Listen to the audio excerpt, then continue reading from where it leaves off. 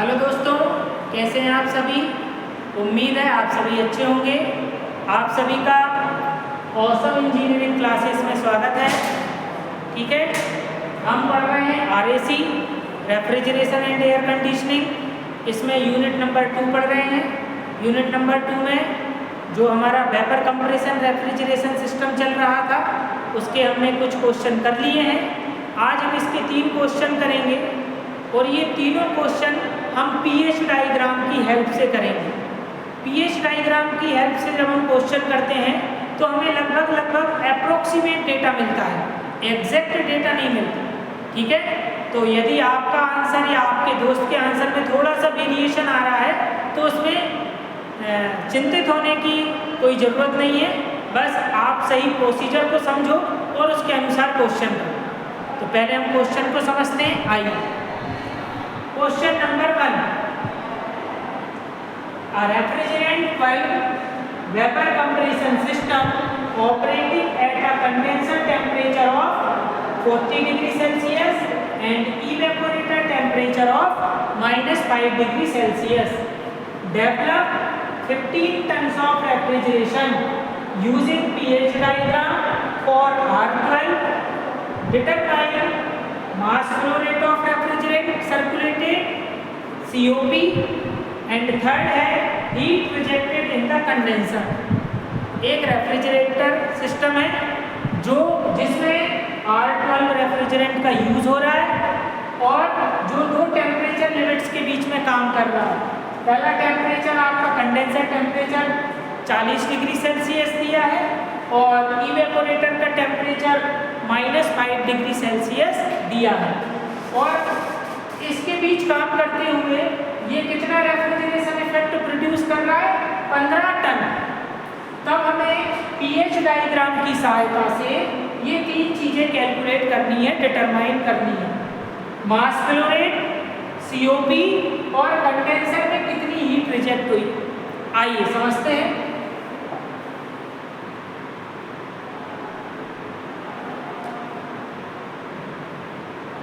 ये क्वेश्चन मैंने पहले ही सॉल्व करके रखे हैं ताकि अपना समय बचे। ये रहा आपका पहला क्वेश्चन जिसमें मैंने pH डायग्राम बना लिया है। pH डायग्राम से क्वेश्चन सॉल्व करना बहुत आसान हो जाएगा। ये हमारी कांस्टेंट प्रेशर लाइन नहीं है, ये अपना इवेपोरेटर है। यहाँ पर 4 से 1 के बीच में, 1 से 2 के बीच में कंप्रेसर होता है, 2 से 3 के बीच में कंडेंसर होता है और 3 से 4 के बीच में एक्सपांशन वाल्व। यहाँ इवेपोरेटर है, यहाँ पर कंप्रेसर है, यहाँ पर कंडेंसर है और यहाँ पर एक्सपांशन वाल्व है। हमें क्या क्या दिया है पहले वो लिख लेते हैं। VCRS दिया है जिसमें कौन सा रेफ्रिजरेंट यूज हो रहा है? R12। कंडेंसर का टेम्परेचर कितना है? 40 डिग्री सेल्सियस। इवेपोरेटर का टेम्परेचर कितना है? -5 डिग्री सेल्सियस। और जब इनके बीच में वर्क कर रहा है तब कितना रेफ्रिजरेशन प्रोड्यूस कर रहा है? 15 टन। तो ये कहलाती है रेफ्रिजरेशन कैपेसिटी। रेफ्रिजरेशन कैपेसिटी कितनी दी है? 15 TR। अच्छा, रेफ्रिजरेशन कैपेसिटी कुछ नहीं है, जब हम रेफ्रिजरेशन इफेक्ट में मास फ्लो रेट का मल्टीप्लाई कर देते हैं तो वो रेफ्रिजरेशन कैपेसिटी कहलाती है। तो 15 TR अपन को रेफ्रिजरेशन कैपेसिटी दी है। 1 TR की वैल्यू 210 किलो जूल पर मिनट होती है, तो 15 TR की वैल्यू हो गई 3150 किलो जूल पर मिनट। पहला फार्मूला रेफ्रिजरेशन कैपेसिटी बराबर मास flow rate into refrigeration effect. अच्छा, रेफ्रिजरेशन इफेक्ट क्या है? इवेपोरेटर में जो अपना रेफ्रिजरेंट फ्लो हो रहा है उसने स्टोरेज स्पेस में लोअर टेम्परेचर को प्रोड्यूस करने के लिए कितने अमाउंट की हीट एब्जॉर्ब करी। 4 पर इवेपोरेटर में इंटर कर रहा है, उस समय एंथैल्पी है H4 और बाहर कहाँ पर निकल रहा है? 1 पर। तो हीट को एब्जॉर्ब करने के बाद एंथैल्पी बड़ी होगी, तो रेफ्रिजरेशन इफेक्ट क्या हो गया? H1 - H4। जब इसमें मास फ्लो रेट का मल्टीप्लाई कर देंगे तो रेफ्रिजरेशन कैपेसिटी के बराबर हो जाए। तो हमें क्या ज्ञात करना है? रेफ्रिजरेशन कैपेसिटी दी है, H1 और H4 की वैल्यू मालूम हो जाए तो इस इक्वेशन में रख देंगे, तो क्या मालूम हो जाएगा, तो हमें मालूम हो जाएगा मास फ्लो रेट। ठीक है, जस्ट अ वेट।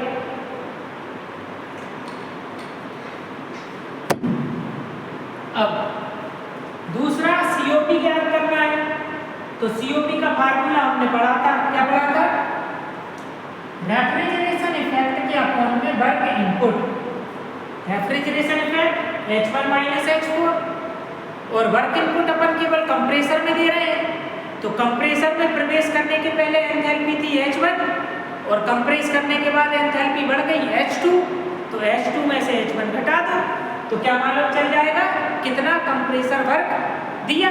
ठीक, और तीसरी चीज याद करना है हीट रिजेक्टेड। अच्छा, हीट रिजेक्ट कहाँ पर हो रही है, कंडेंसर में। कंडेंसर में किस वाले पॉइंट पर एंटर कर रहे हो, 2 पर, तो उस समय एंथैल्पी H2, और जब हीट रिजेक्ट हो जाएगी तो 3 पर निकलोगे, 3 पर एंथैल्पी कम मिलेगी H3, तो H2 में से H3 घटा दो, उसमें मास फ्लो रेट का मल्टीप्लाई कर दो, तो मालूम चल जाएगा कितनी हीट कंडेंसर में रिजेक्ट हुई। अब बाकी के ये जो डेटा है, ये डेटा मैं आपको pH डायग्राम में, हम R12 का pH डायग्राम अभी आपको बताऊंगा कैसे निकालेंगे, कैसे देखते हैं, और उस डायग्राम की सहायता से H1, H2, H3 इसकी वैल्यू मैं आपको कैलकुलेट करके बताऊंगा कैसे निकालते हैं। अब करना क्या है, पहले तो हमें डायग्राम अच्छे से समझना पड़ेगा। हमें यहाँ पर R12 का pH चार्ट दिया होगा, उस चार्ट में ये वाली जो लाइन होती है इसको बोलते हैं आप सैचुरेटेड लिक्विड लाइन, और ये वाली जो लाइन होती है ये कहलाती है आपकी सैचुरेटेड वेपर लाइन, और यहाँ पर जो पॉइंट होता है ये होता है क्रिटिकल पॉइंट। तो हम इस सैचुरेटेड लिक्विड लाइन पर टेम्परेचर देखेंगे, -5 डिग्री सेल्सियस कहाँ पर है और 40 डिग्री सेल्सियस कहाँ पर है। जहाँ पर 40 डिग्री सेल्सियस होगा उसको 0.3 टिक कर लेंगे, और वहाँ से एक या तो आप वर्टिकल लाइन ऊपर की ओर खींचोगे या नीचे की ओर। ऊपर और नीचे की ओर खींचने से आपको एंथैल्पी की वैल्यू डायरेक्ट मिल जाएगी। इसी प्रकार हमें पॉइंट 1 कैसे मिलेगा, जब इस वाली लाइन पर -5 डिग्री सेल्सियस से हॉरिजॉन्टल लाइन खींचोगे और वो लाइन सैचुरेटेड वेपर लाइन को जहाँ पर कट करेगी वहाँ पर पॉइंट 1 मिलेगा। उससे वर्टिकल ऊपर की ओर या नीचे की ओर लाइन करोगे तो वो pH डायग्राम में एंथैल्पी वाली एक्सिस को कट करेगा, वहाँ से अपन एंथैल्पी की वैल्यू लिखेंगे। अब बात आती है 2 कैसे निकालेंगे, तो जो 0.3 मिला है इससे एक हॉरिजॉन्टल लाइन खींचेंगे, और जो 0.1 है इससे एक इंक्लाइंड लाइन खींचेंगे, इसको मिलाएंगे, दोनों लाइन जहाँ पर कट करेंगी वहाँ पर 2 पॉइंट मिलेगा। इससे वर्टिकल ऊपर की ओर या नीचे की ओर एक लाइन खींचेंगे तो वहाँ पर एंथैल्पी मिलेगी। अब मैं आपको बताता हूँ pH डायग्राम देखना। तो देखिए दोस्तों, ये हमारा R12 का pH डायग्राम है। ये वाली एक्सिस आपकी प्रेशर वाली एक्सिस है और नीचे आपकी एंथैल्पी वाली एक्सिस है। ऊपर भी एंथैल्पी की वैल्यू दी है और नीचे भी। अब सबसे पहले मुझे जो टेम्परेचर दिया था वो दिया था -5 डिग्री सेल्सियस। तो देखिए -5 कहाँ पर आएगा, -10 और 0 के बीच में यहाँ कहीं पर, इसको पॉइंट टिक कर ले रहे हैं। और दूसरा कौन सा टेम्परेचर दिया है आपको, 40 डिग्री सेल्सियस। तो 40 वाला ये दिया है, 30 और 40 ये दिया है। अब इससे आप डायरेक्ट ऊपर की ओर लाइन खींचोगे तो ये 60 और 180 के बीच में आएगा। तो आप लगभग वैल्यू देखोगे तो आपको वैल्यू मिलेगी। ठीक है, आपको क्या करना है, 40 डिग्री सेल्सियस ये सैचुरेटेड लिक्विड लाइन गई है। सैचुरेटेड लिक्विड लाइन जो गई है ये 40 डिग्री सेल्सियस टेम्परेचर दिया है। इसको हमें वर्टिकल लाइन खींचना है ऊपर की ओर। तो आप देखोगे 60 और 80 के बीच में वैल्यू आएगी। तो लगभग जो वैल्यू आ रही है H3 की वो 78 आ रही है। आपकी वैल्यू वेरी कर सकती है, ठीक है, क्योंकि यहाँ से हमें लगभग अप्रोक्सीमेट डेटा मिलता है। पीएच डायग्राम से हमें अप्रोक्सीमेट डेटा मिलेगा। तो मुझे कुछ नहीं करना, ये सैचुरेटेड लिक्विड लाइन है। इस सैचुरेटेड लिक्विड लाइन को 40 डिग्री सेल्सियस जहाँ पर कट कर रहा है इसको 0.3 दे देंगे। इस 0.3 से ऊपर की ओर सीधा वर्टिकल खींचोगे तो ये 60 और 80 के बीच में यहाँ पर कट करेगा। तो आपको अप्रोक्सीमेट वैल्यू लेनी पड़ेगी। ये 80 के करीब है तो मैंने 78 वैल्यू ले ली। तो मुझे H3 की वैल्यू मिल गई। अब मुझे H1 की वैल्यू चाहिए। तो आपको मैंने पीएच डायग्राम में बताया था कि जो -5 डिग्री सेल्सियस है, अब देखिए यहाँ पर -10 है और ये 0 है, इन दोनों के बीच में यहाँ कहीं पर होगा -5। ठीक, इससे मुझे सीधी वर्टिकल लाइन खींचनी है। ये सीधी वर्टिकल लाइन आप जहाँ पर खींचोगे तो ये सैचुरेटेड वेपर लाइन को जहाँ पर कट करेगी, जहाँ पर सैचुरेटेड वेपर लाइन को कट करेगी ये पॉइंट मिल जाएगा 1। इस पॉइंट 1 से आप सीधी वर्टिकल लाइन खींचो तो ये 180 और 200 के बीच में मिल रही है। 180 के थोड़ा करीब है तो मैंने इसको 182 ले लिया। ठीक है, तो ये पॉइंट मुझे 1 मिल गया। अब पॉइंट 2 चाहिए। तो पॉइंट 2 के लिए मुझे 40 से जो टेम्परेचर दिया था 40, इससे मुझे सीधी हॉरिजॉन्टल लाइन खींचनी पड़ेगी। ये देखो मैंने सीधी हॉरिजॉन्टल लाइन खींची, ये सीधी हॉरिजॉन्टल लाइन, और यहाँ से ये देखिए इंक्लाइंड लाइन गई है। जो इंक्लाइंड लाइन बिल्कुल पैरेलल जा रही हो 1 से उसको कट करा दो 40 वाली हॉरिजॉन्टल लाइन से। तो जो पॉइंट मिलेगा वो मिल रहा है आपको 200 और 220 के बीच में। तो लगभग 210 आएगी वैल्यू। तो इस प्रकार से H1, H3 और H2 की वैल्यू मिल जाएगी। तो अभी दोस्तों हमने पीएच डायग्राम में H1, H2 और H3 की वैल्यू कैसे कैलकुलेट की जाती है देखा। तो ये मैंने वैल्यू लिख ली है। उम्मीद है आपको समझ में आया होगा। कुछ नहीं करना, फिर से मैं समझा देता हूँ डायग्राम में कि सबसे पहले मैंने क्या किया, ये जो 40 डिग्री सेल्सियस दिया था इसको देखेंगे, फिर इससे सीधी एक वर्टिकल लाइन ऊपर की ओर या नीचे की ओर, या तो आप ऊपर की ओर लाइन खींच लो या नीचे की ओर लाइन खींच लो, क्योंकि ऊपर भी जो वैल्यू दी है वो एंथैल्पी की दी है और नीचे भी जो वैल्यू दी है वो एंथैल्पी की दी है। तो जहां पर जिसके बीच में आ जाएगा उसको 0.1 के अकॉर्डिंग एंथैल्पी की वैल्यू हो जाएगी। अब मुझे 1 पर निकालना है तो मैं क्या करूंगा, -5 से एक हॉरिजॉन्टल लाइन खींचूंगा जो सैचुरेटेड वेपर लाइन को कट कर रही होगी। यहां से आप वर्टिकल लाइन ऊपर की ओर या नीचे की ओर कट कर लो, खींच लो, जो एंथैल्पी वाली एक्सिस को कट करेगी। यहां पर आप वैल्यू को रीड आउट कर लो और लिख लो। इसी प्रकार से अब H2 चाहिए तो 40 डिग्री सेल्सियस से एक हॉरिजॉन्टल लाइन खींची और 1 से एक इंक्लाइंड लाइन खींची। बहुत सारी इंक्लाइंड लाइन खींची है, उनमें से वो इंक्लाइंड लाइन लेना है जो बिल्कुल आपके पैरेलल आ जाए, लगभग। तो ये 2 मिल जाएगा। अब 2 से आप वर्टिकल लाइन खींच लो ऊपर की ओर या नीचे की ओर। तो ऊपर भी एंथैल्पी दी है, नीचे भी एंथैल्पी दी है, इसको रीड आउट कर लो।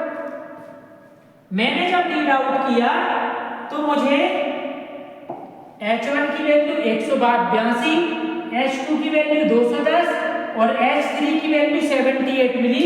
और ये तीनों वैल्यू मेरी अप्रोक्सीमेट है, लगभग है, एग्जैक्ट नहीं है। ठीक, अब एक एक करके चीजें फाइंड आउट करते जाते हैं।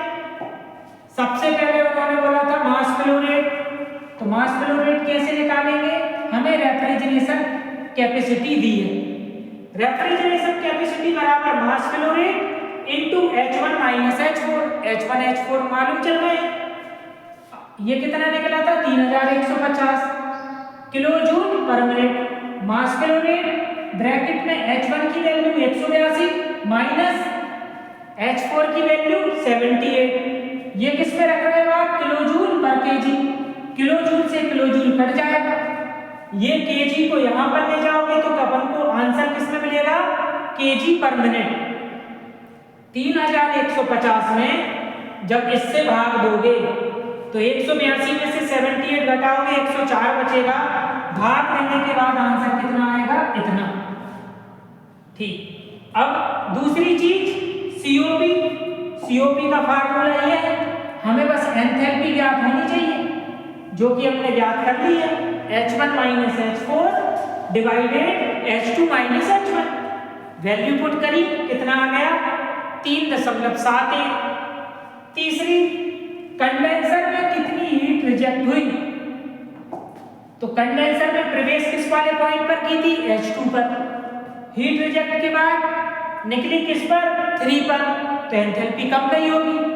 2 में से 3 वाली एंथैल्पी को हटा देंगे और मास फ्लो रेट का मल्टीप्लाई कर देंगे तो आंसर आ जाएगा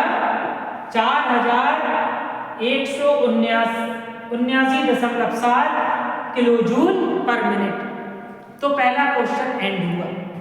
अब मैं आपको दूसरा क्वेश्चन बताता हूं। ये रहा दूसरा क्वेश्चन।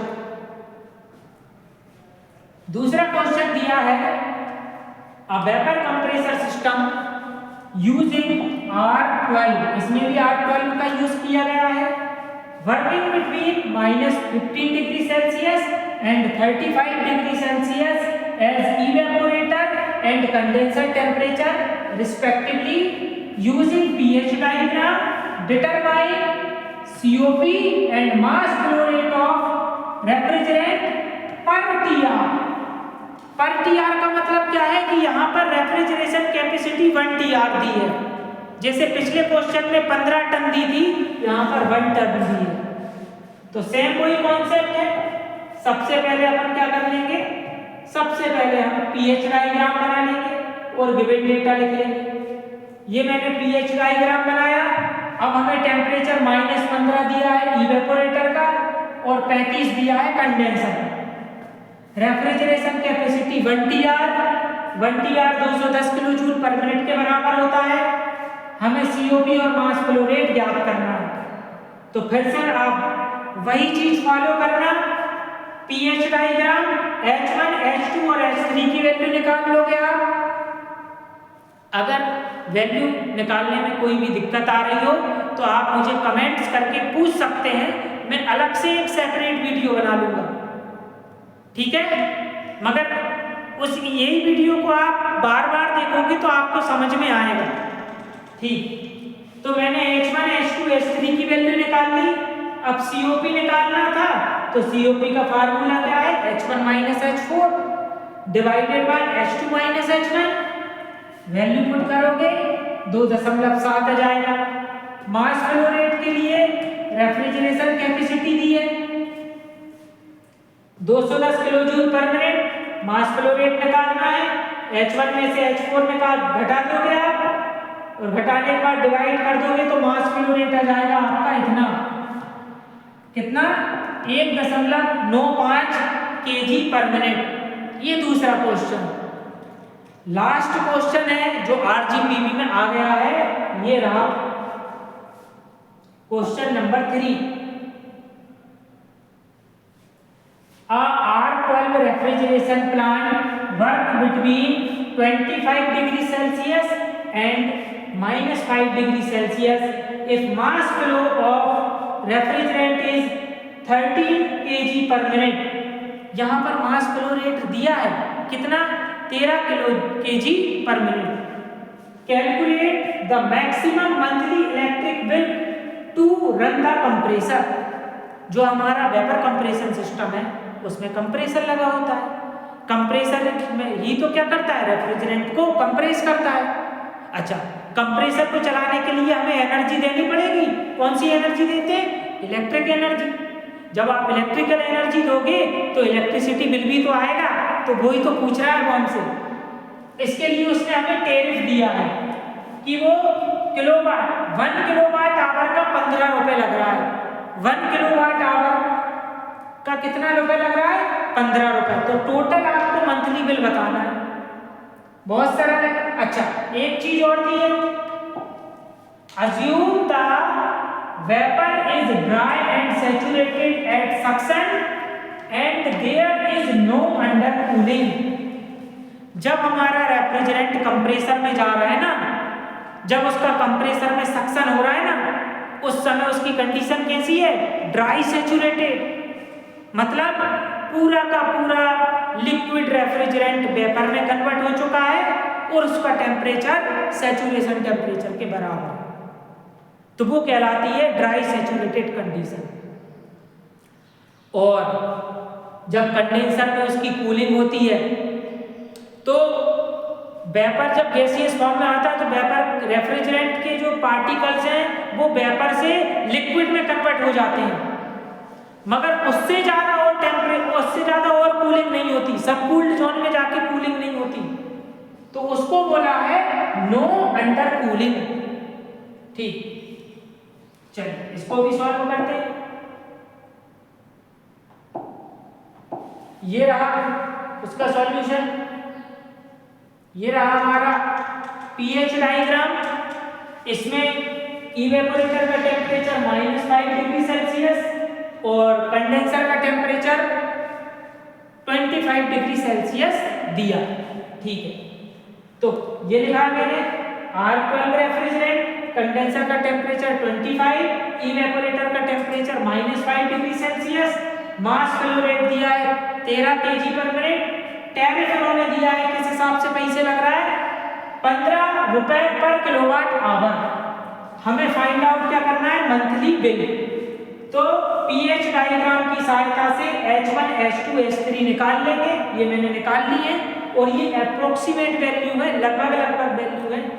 ठीक, तो अब मुझे क्या करना है? केवल मैं कंप्रेसर वर्क निकाल लूं, क्योंकि कंप्रेसर को ही तो रन करने के लिए मुझे इलेक्ट्रिकल एनर्जी देनी पड़ रही है। निकाल लेते हैं। ये देखिए, ये रहा मास फ्लो रेट और ये रहा कंप्रेसर वर्क। जब दोनों का मल्टीप्लाई करेंगे तो ये किलो जूल पर मिनट में आ जाएगा। मास फ्लो रेट कितना है? 13, H2 की वैल्यू 205 और H1 की वैल्यू 182, तो ये आ गया 299 किलो जूल पर मिनट। मतलब 1 मिनट तक यदि आप कंप्रेसर की सहायता से रेफ्रिजरेंट को कंप्रेस करोगे तो 299 किलो जूल वर्क देना पड़ेगा। तो अब मैं निकाल लूं कि मुझे तो बता दो भैया, 1 घंटे अगर ऑपरेट करता हूं, 1 घंटे ऑपरेट कर रहा हूं तो मैं 60 का गुणा कर दूंगा। ये मैंने 60 का मल्टीप्लाई करा तो ये किस में जाएगा? किलोवाट आवर में। 1 किलोवाट आवर का कितना लग रहा है? 15 रुपए, तो 15 का गुणा कर दिया, तो टोटल खर्चा कितना आ गया? इतना। Thank you.